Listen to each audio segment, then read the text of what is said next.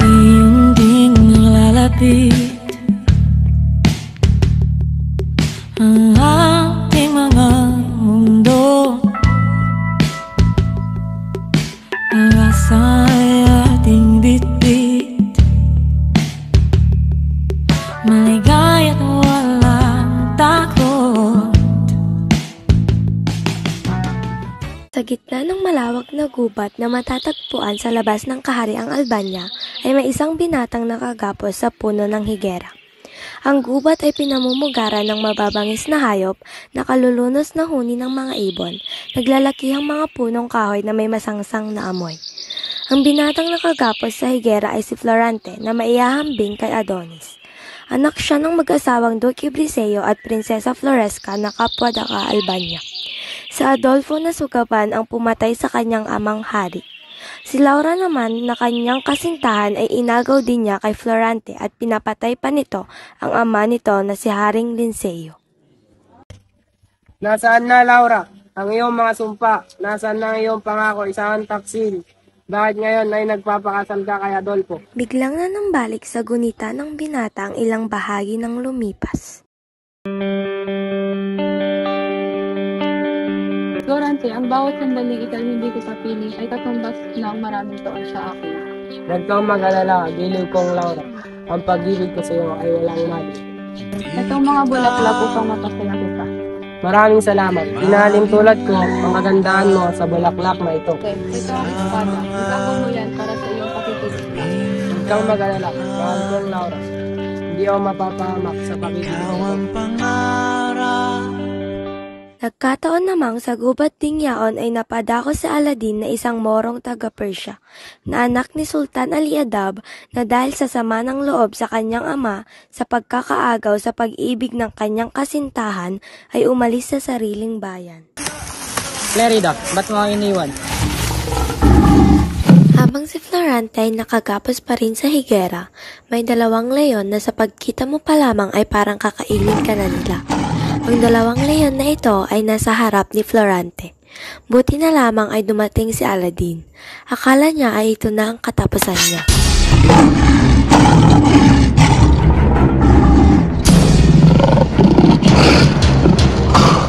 Nagsaapo naman din ang gerero na inusig ng taga ang dalawang leon na naturat. Umamo ang mga leon at umalis. Inalalayan ni Aladdin si Florante. Wala, giliw kong Laura. Ang pag-ibig ko sa iyo ay walang mali. Ikay, isang moro. Sino ka? Hindi ako makapaniwalang isang moro makakapagligtas sa akin. Oo, ako ay isang moro. Ngunit may puso at damdamin din ako. Huwag kang matakot, aalagaan kita. Salamat. Kung hindi mo ako iniligtas, nakain na sana ako ng mga leon ngayon. Walang anuman. Dito ka muna matulog, kaibigan. Babantayan kita. Hindi ka natulog? Oo, para bantayan kita. Maraming salamat. Isa kang mabuting kaibigan. Paano kita mapapasalamatan? Magtiwala ka lang sa akin. Ikwento mo na kung paano ka nagkaganito. Isasalaysay ko sa iyo ang aking buhay mula sa kamusmusan. Ako si Florante, taga Albania. Anak ako ni Duque Briseo at Prinsesa Floresca. Ang aking ina ay anak ng hari sa kahariang Crotone. At ang aking ama naman ay tagapagpayo ng hari sa Albania, na si Haring Linceo, na ama ng aking sinisinta na si Laura. Bantog ang ama ko sa karunungan. At isinalaysay na niya ang kanyang buhay. Noong mas pa lamang si Florante ay kwento ng kanyang ina na siya ay muntikan ng madagit ng batre. Buti na lamang ay nandyan ang kanyang pinsan na si Menalipo.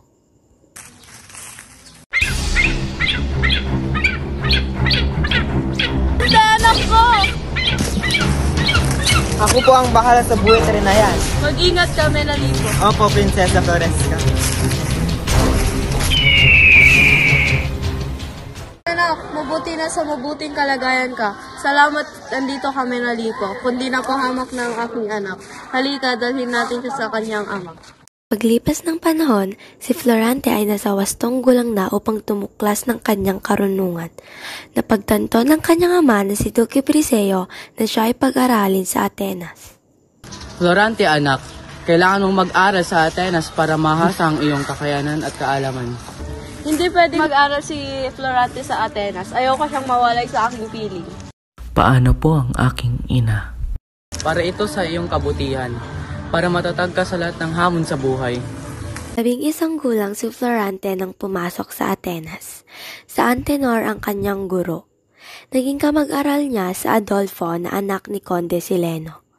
Huwaran sa Adolfo sa kabaitan sa klase. Ngunit sila ay hindi naging malapit sa isa't isa. Pagkaraan ng 6 na taon ay natuto si Florante ng astrolohiya, matematika at filosofiya. Ang ating paaralan ay magkakaroon ng sadulaan hango sa buhay ni Reyna Yocasta. Florante, ang papel ni Eteocles ang gagampanan mo. Katauhan naman ni Reyna Yocasta ang gagampanan ni Menandro. Patuloy ang kanilang paghahanda. Lahat ay masaya, maliban kay Adolfo. Ako ang dapat sa Eteocles, pagkat ikaw ang umagaw ng kapurihan ko. Isang araw, bago pa simulan ang pagtatanghal, sa Adolfo ay hindi dalawin ng antok. Laging sumasaisip niya ang maiitim na balak kay Florante.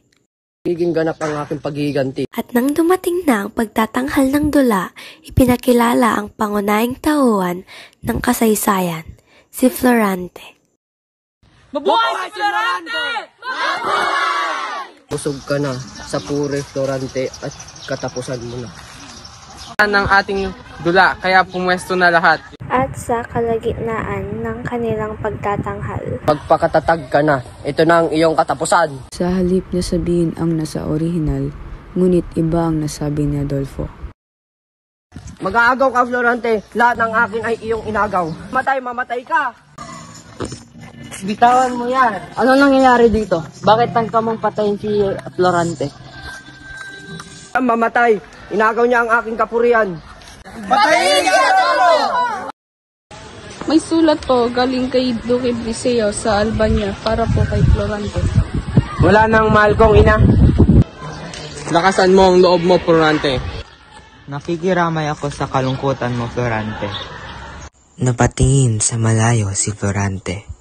Nawari ay natatanaw ang larawan ng kanyang ina. Ba't hindi mo ako inintay? Hindi ba't sinabi ko sa'yo na ako'y babalik upang handugan ka ng aking tagumpay?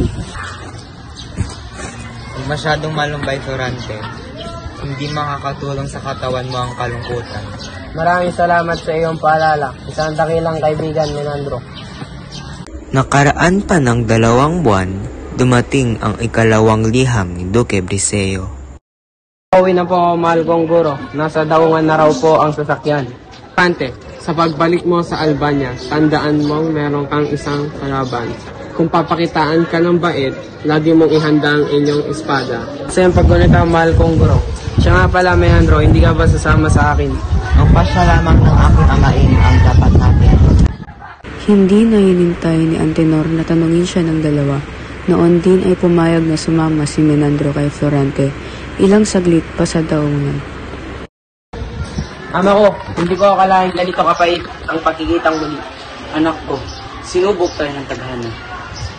Ama, may gusto po akong ipakilala sa inyo, ang aking kaibigan na si Menandro. Kaliitan ay handang maglingkod sa inyo. Napalitaan ko ang lahat. Isa kang tunay na kaibigan. Nagtitiwala ko sa iyo, Menandro. Hindi nag-aksaya ng sandali ang mag-ama. Noon din ay nagsadya sila sa palasyo ni Haring Liceo at nang magkaharap sila ay...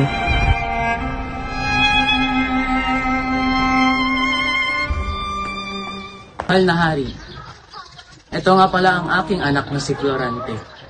Binatang sa akin panaginip, ikaw ang papalit sa aking trono.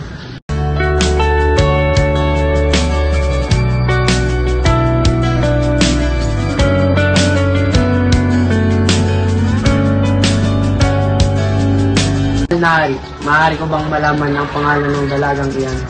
Siya ang anak kong si Laura. Ewan ko muna kayo. Mag-usap muna kami ng iyong ama.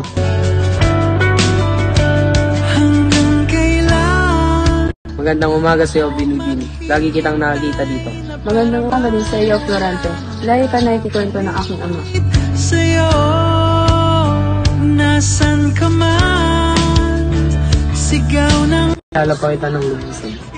Din sa iyo, ngunit ilang araw na lang ay aalis ka na. Halika na at magsisimula na ang paghingi.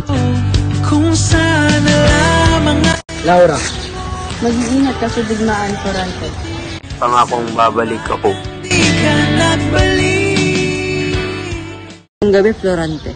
Maganda ka na para bukas. Maraming salamat sa iyong paalala. Sama!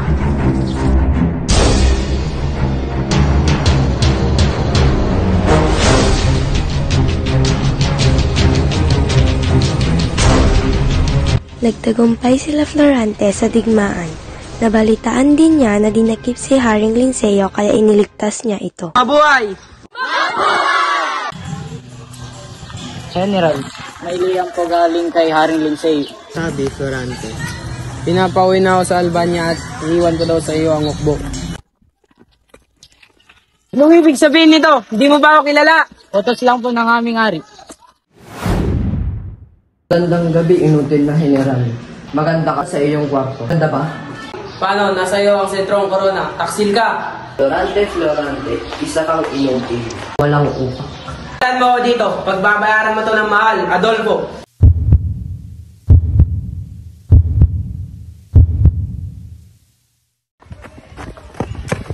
Sumama ka sa amin kung ayaw mong mamatay. Hindi!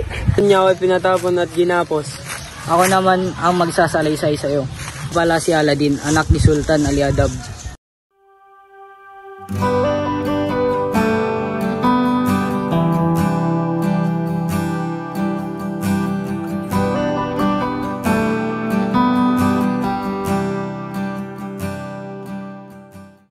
Florida, sumama ka sa akin. Bitawan mo ako, hindi ako sasama sa'yo.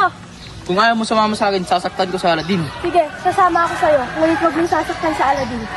At ang masahol pa doon, inagaw ng aking ama ang aking kasintahan na si Florida.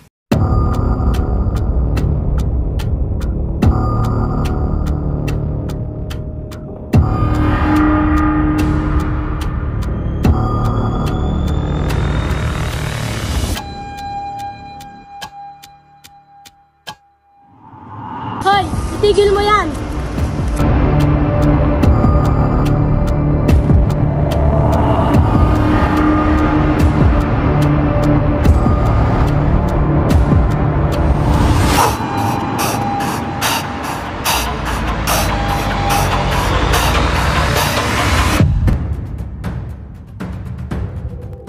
Sino kaya yun? Tara, puntahan natin. Laura! Aladdin! Florante!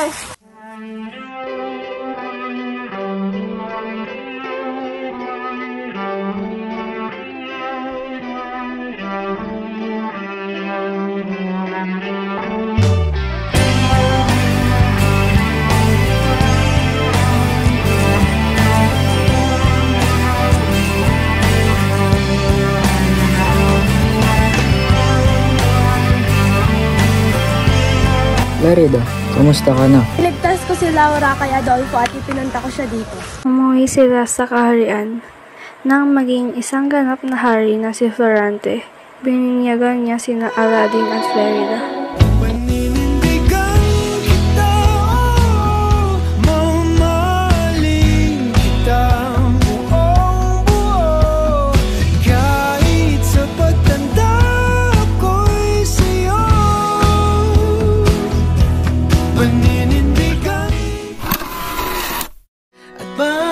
Pagluluksan kung puso ko ay imamapa, ikaw ang dulo, gitna at simula, nahanap din kita, nahanap din kita.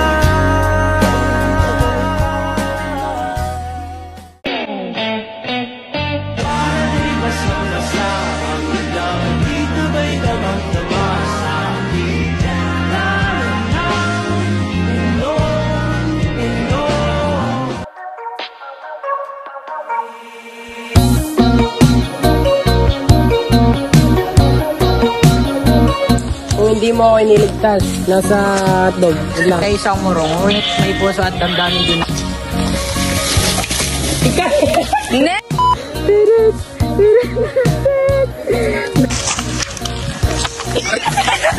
One, two, three, go! Uy! Baka sa akin. Ikwento. Ba't ka to? Mga salita.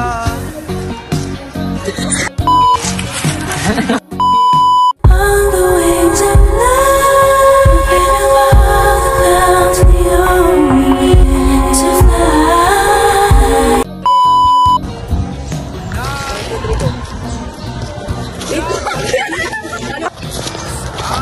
Cut. Florante, anak. Kailangan mo mag-aral. Ako ang dapat. Ako ang dapat si Ethiopia. Ako ang dapat. Ka na. Ito na ang iyong katapusan. Katapusan mo na. Okay na! Mabuhay si Florante!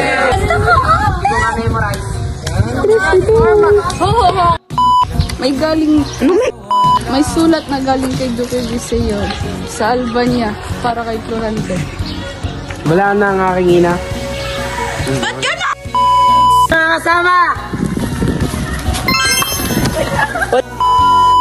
Laura, Mag-iingat ka sa biglaan, Florante. magandang umaga sa'yo, Binibini. Lagi kitang nakikita dito. Magandang umaga din sa iyo, Florante. Ay, Umaga sa'yo, Binibini.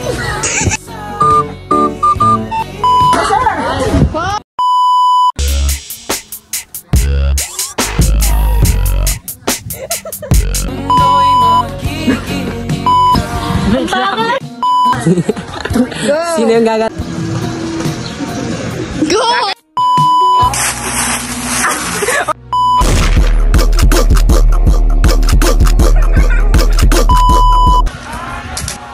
Derida, sumama ka sa akin. Bitawan mo ako, hindi ako sasama sa'yo!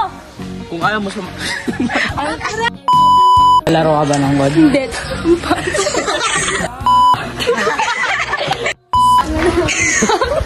Ito nga pala si Aladdin, anak ni Sultan Alidin. Sultan! Ang gabi, inutil na hari. Ang gabi, inutil na hari. Ano? Maganda ka ba?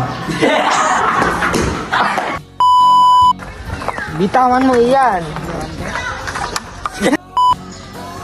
Bitawan mo iyan. Mga agaw ka, Florante. Bitawan mo iyan. Anong nangyari dito? Bakit ang kamang patayin si Adolfo? Dapat siya...